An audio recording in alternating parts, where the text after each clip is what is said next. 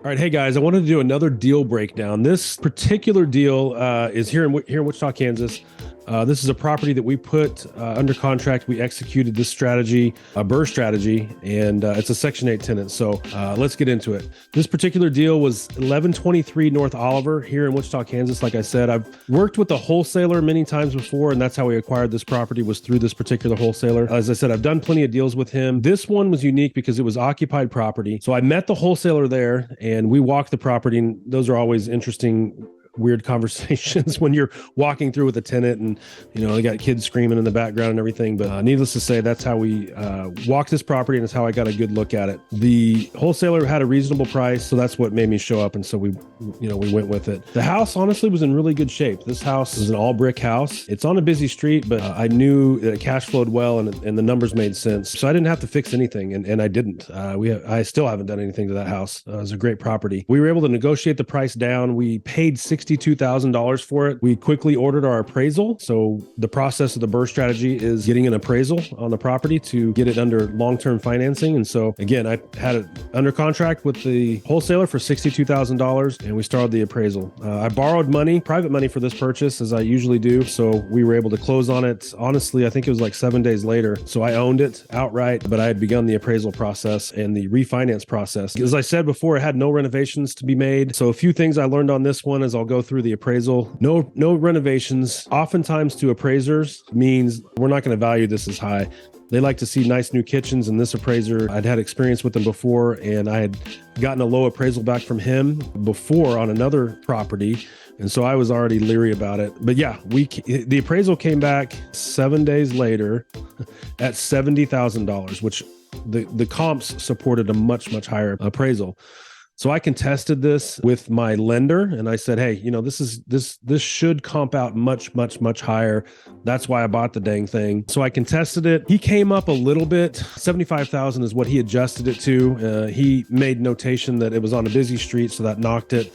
And that the comps that I was pulling from, while they were within a half mile of the property, they were not on a busy street, and they were tucked in just a little bit nicer neighborhood, were his reasonings. But anyway, I gave him 6 solid comps. I mean, I gave him everything that I had in the book, 6 solid comps, and he came back at me with 3 lower comps. So lesson learned there.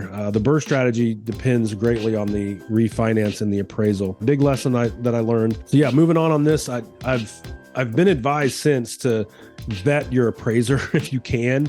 The lenders usually pull from a pool of appraisers that they work with. If you can, give the appraiser on the front end of it, rather than trying to negotiate and get the appraisal higher. Put all your comps on the front end of it. Give them every possible thing that you could do to justify that higher appraisal. Give it to them on the front end instead of trying to play catch up like I did. So needless to say, I'll do that next time, and have done that since. This loan originated from Valley State Bank here in Wichita. They gave me an 80% loan to value of that $75,000 appraisal, which came in at $60K. So as I said before, I paid more than that. $60K is what I now have a 20-year note on. So the BRRRR strategy is this refinance process. And so I had to come to closing with $4,000, which doesn't always feel great, but honestly, I have a great cash flowing unit. I have a Section 8 tenant in there. They're subsidized and they pay like clockwork on that house. It was an awkward walkthrough, but that house was cleaner than any house I've ever been to. I'm not going to lie. So through the appraisal process, coming in at $75,000. I have a note now, a mortgage for $60,000. I brought $4,000 to closing. I handed it over to my property manager. I already had a tenant in there, so I didn't have any turnover or anything. I signed a new 12-month lease. That thing's going to cash flow $300 a month. The bummer on the deal, the appraisal. I really thought we were going to get a $110,000 appraisal, but we didn't. So in this case, you just roll with what you've got, but this is going to be a great cash flowing unit. I own it to this day.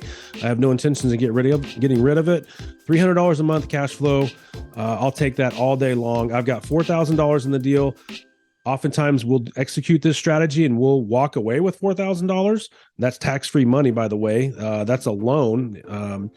The mortgage that I've initiated on it, if the appraisal would have come back higher and I would have paid back my private lender, if I had had a higher appraisal, I could have executed that same 80% loan to value, and I would have been walking away with a check from the title company, which oftentimes we do. This one, we left $4,000 into it, but that's a deal breakdown. This is a pretty common deal for us. Found it from a wholesaler through networking, somebody that we trusted, and we're a tried and true buyer. So that wholesaler knows that they can count on us to close. Did one walkthrough. I didn't have an inspection or anything. I was the inspection. We closed on it very quickly and initiated the refinance. The one glitch in the appraisal, but at the end of the day, this is a typical deal for us, and I'll take it any day of the week. I'll take deals like this.